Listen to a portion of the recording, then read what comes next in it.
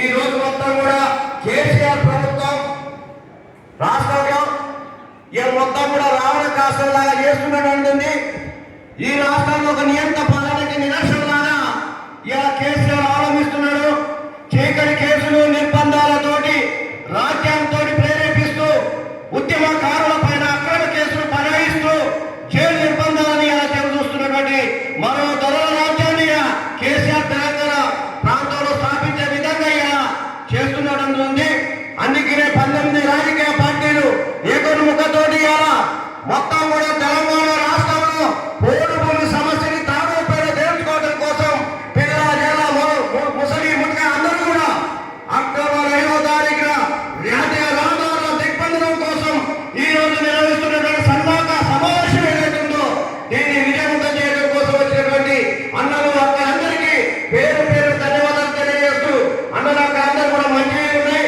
ఎవరు కూడా బయటికి పోవద్దు, సమాజపేదాకా కదలకోకుండా మన సభను విజయవంతం చేసుకోవాలని చెప్పి కోరుతూ సిపిఐ మరియు డెమోక్రసీ భద్రాద్రి కొత్తగూడెం జిల్లా కార్యదర్శి ఆవునూరి మధుని మాట్లాడవలసిందిగా కోరుతున్నాం. కాంగ్రెస్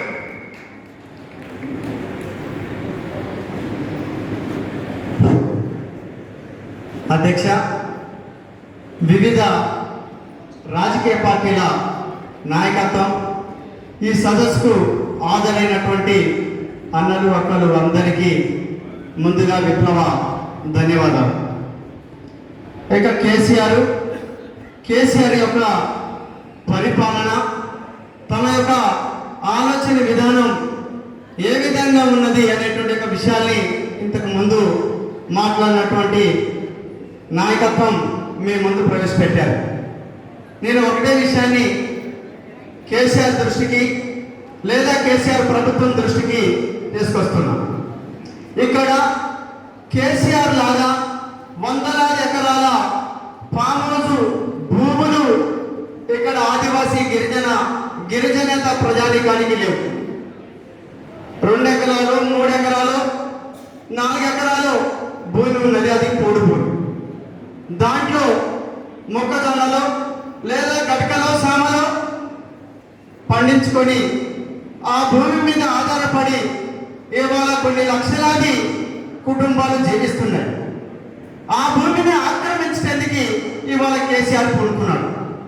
దీని వెనక ఒక కుట్రున్నది, దీని వెనక ఒక నేపథ్యం ఉన్నది అనేటువంటి ఒక విషయాన్ని ముందు మనం రాజకీయంగా దీన్ని అర్థం చేసుకోవాల్సినటువంటి అవసరం అనేటువంటి ఉన్నది. ఏమున్నది కుట్ర? ఇక్కడ మన భూమిలో భారతదేశంలో ఉండేటువంటి ఏజెన్సీ ప్రాంతంలో దాదాపుగా 89 రకాల ఖనిజ సంపదలు ఉన్నాయి. డెవలప్మెంట్ ఉన్నది, బంగారం ఉన్నది, లాటరైట్ ఉన్నది, బొగ్గు ఉన్నది, ఇనుపరాయి ఉన్నది, ఇట్లా అనేక రకాలైనటువంటి ఒక సంపద అనేటువంటిది ఉన్నది. ఈ సంపదనంతా కార్పొరేట్ కంపెనీలు ఎవరైతే ఉన్నారో, పెట్టుబడిదారులు ఎవరైతే ఉన్నారో, అమెరికా లాంటి సామ్రాజ్యవాదులు ఎవరైతే ఉన్నారో వాళ్ళకి దోషపెట్టాలనేటువంటి చెప్పి దేశాన్ని పరిపాలన చేస్తున్నటువంటి మోడీకి, అమిత్ షాకి, రాష్ట్రాన్ని పరిపాలన చేస్తున్నటువంటి కేసీఆర్కి ఉన్నది. మరి వాళ్ళిద్దరు దోచుకొని పోవాలంటే అది సాధ్యం కావటం లేదు. ఆ కార్పొరేట్ కంపెనీలకి దారాదత్తం చేయాలంటే అది వీలు పట్టలేదు. ఎందుకు? ఇక్కడ కొన్ని చట్టాలు ఉన్నాయి. ఆదివాసీ గిరిజన ప్రజానికానికి అడివక్కల చట్టం ఉన్నది, 107 చట్టం ఉన్నది, పీసా చట్టం ఉన్నది. ఈ చట్టాలన్నీ ఏం చెప్పబడుతున్నాయంటే ఇక్కడ ఉండేటువంటి ఈ భూమి మీద ఏజెన్సీ ప్రాంతంలో గిరిజనుడు తప్ప, ఆదివాసీ తప్ప ఏ ప్రభుత్వమైనా, ఏ మోడీ అయినా లేదా వాళ్ళంతా ఎవరున్నా సరే ఇక్కడ ఈ భూమి మీద అడుగు పెట్టడానికి వీలేదు. ఈ చట్టాలు మాట్లాడుకున్నాక ఉన్నాయి రా బాబు అని చెప్పి చెప్పబడుతున్నాయి. అందుకోసం ఈ చట్టాలన్నింటినీ ఉల్లంఘించి ఇవాళ మన ఆదివాసీ భూములన్నింటిలో మొక్కలు పెట్టేటువంటి ఒక కార్యక్రమాన్ని చేపట్టారు. అది చట్ట విరుద్ధం, ఇది అప్రజాస్వామికం అని చెప్పి ఇవాళ ప్రజానికం ఖండిస్తున్నారు, రాజకీయ పార్టీలు ఖండిస్తున్నారు, దీన్ని తీవ్రంగా వ్యతిరేకిస్తున్నారు. అయినా సరే కేసీఆర్కి ఏమాత్రం కూడా అర్థం కావట్లేదు. అర్థం కాకుండా ఏం చేస్తున్నాడు? దౌర్జన్యంగా తన వెనక రాజ్యం ఉన్నదని చెప్పి ఫారెస్ట్ వాళ్ళని, పోలీసు వాళ్ళని, రెవెన్యూ వ్యవస్థని, బడుగు జీవులైనటువంటి ఒక రైతులు ఎవరైతే ఉన్నారో, వెనకబడ్డ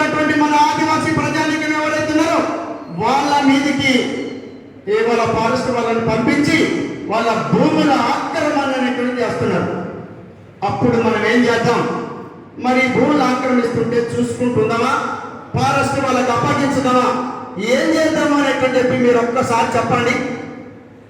అరే ఫారెస్ట్ వాడా, అరే ప్రభుత్వం వాడా, ఇక్కడ ఈ చెట్టు మీద, పుట్ట మీద, అడవి మీద తాతల నుంచి తరతరాలుగా ఇక్కడ జీవిస్తున్నాం. ఈ అడవిని కాపాడింది మేము, ఈ భూమిని కాపాడింది మేము, ఈ కన్య సంపదని కాపాడింది మేము. ఈ భూమి జోలి కనుక వస్తే అది కేసీఆర్ అయినా, అది మోడీ అయినా, ఎవరైనా సరే తరిమి కొడతాం బిడ్డలారా. ఫారెస్ట్ కూడా జాగ్రత్త అని చెప్పి మనం హెచ్చరించాల్సినటువంటి అవసరం ఉందా లేదా అని చెప్పి ఒకసారి ఆలోచించండి. మనకి పట్టా ఉన్నదా, పట్టా లేదనేటువంటిది కాదు. ఇక్కడ పట్టా ఉన్నా పట్టా లేకపోయినా ఇక్కడ భూమిని కాపాడింది మనం కాబట్టి, ఇక్కడ అడవిని కాపాడింది మనం కాబట్టి, తాతల నుంచి తరతరాలుగా జీవించింది మనం కాబట్టి ఈ హక్కు మాది అనేటువంటి చెప్పి మనం నినదించాలి. అట్లా నినదించినప్పుడు మాత్రమే, అట్లా పోరాడినప్పుడు మాత్రమే మనం ఈ అడవిని కాపాడుకోగలం, ఈ భూమిని కాపాడుకోగలం. కేసీఆర్ అంటున్నాడు, ఏం చెప్తున్నాడు? హరితారం, అడవుల్ని పెంచాలి, ప్రకృతిని కాపాడాలి అంటున్నాడు. అడవులు పెంచడానికి మేము వ్యతిరేకంగా, ఇవాళ అడవుల్ని విధ్వంసం చేయటం మా లక్ష్యంగా. మేమేమంటున్నామంటే, నువ్వు అడవులు పెంచాలంటే ఆదివాసీలకి జీవనాధారమైనటువంటి సెంటర్కుంట భూమిని ఆక్రమించడం కాదు.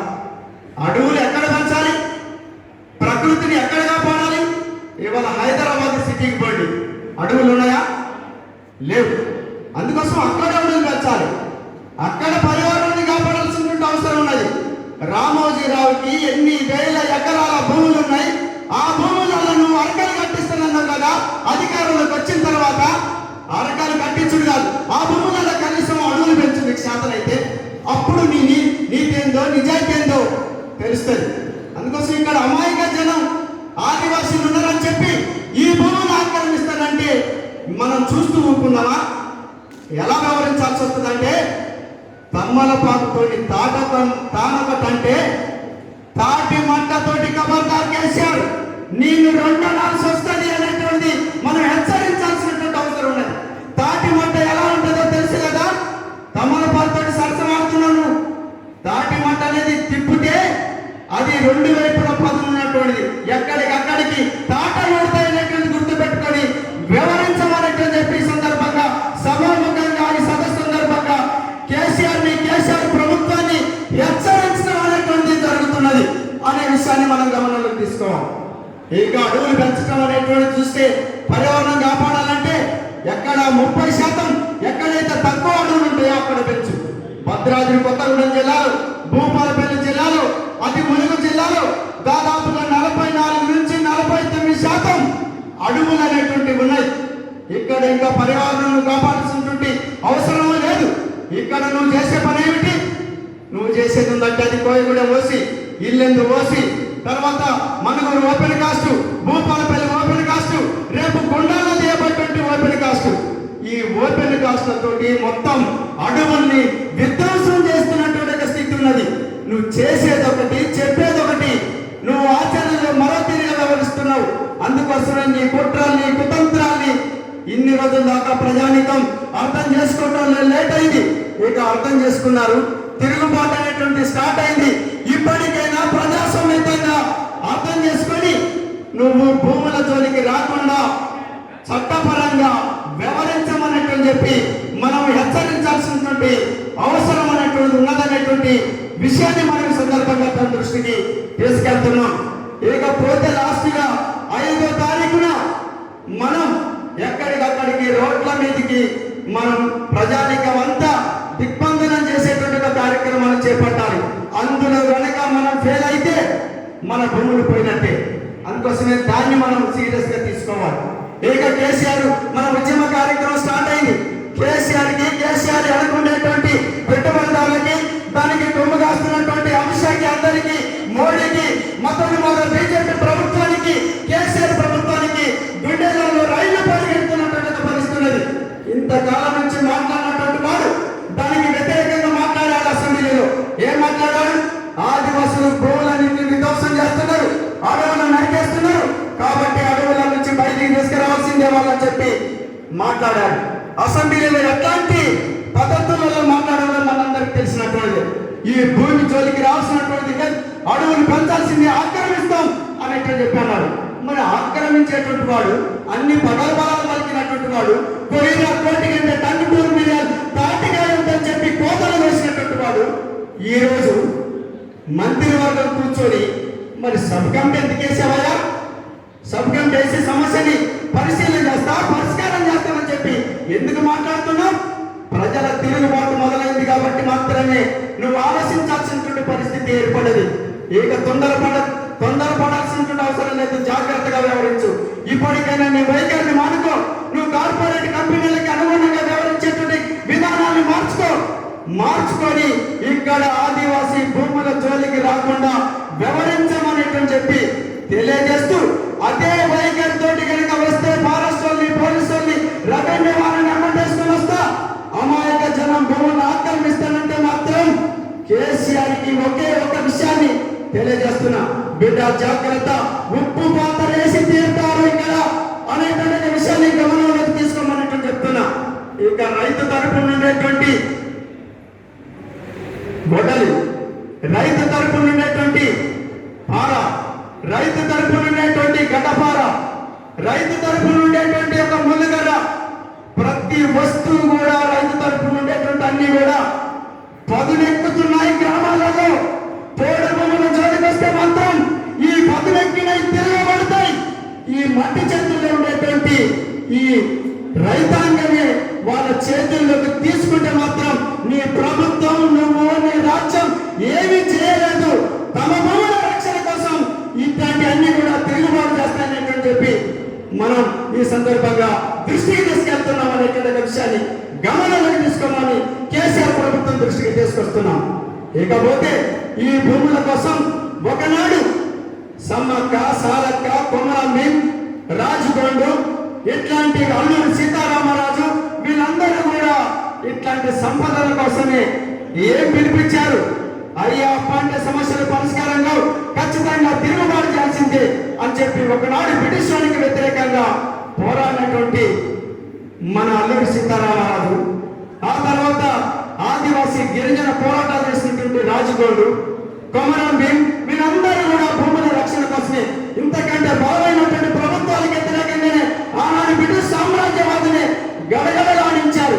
అందుకోసమే వాళ్ళకంటే నువ్వేమి గొప్ప కాదు, వాళ్ళకంటే నువ్వేం మనగానే కాదు అనే విషయాన్ని కేసీఆర్ దృష్టికి తీసుకొస్తూ ఈయన పోరాడినందుకే సిపిఎం కలిసి ఆదివాసీ గిరిజన తరపున ఆదివాసీ భూముల రక్షణ కోసం పోరాడినందుకే కామ్రేడ్ పూనెం లింగన్నని రాళ్ళగడ్డ దగ్గర ఎన్కౌంటర్ చేసి ఈ భూములను ఆక్రమించొచ్చు అని చెప్పి ఆ రోజు లింగన్నని ఎన్కౌంటర్ చేశాడు.